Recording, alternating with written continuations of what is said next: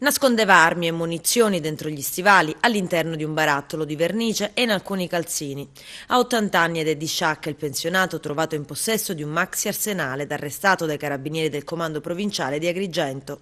L'operazione è stata portata a termine da una dozzina di carabinieri che hanno fatto irruzione nel domicilio dell'anziano ed effettuato la perquisizione con metal detector e unità cinofile antiesplosivo. Trovate 12 pistole semiautomatiche, un revolver, un fucile di fabbricazione artigianale, oltre 400 cartucce e dispositivi per la pulizia e manutenzione delle armi.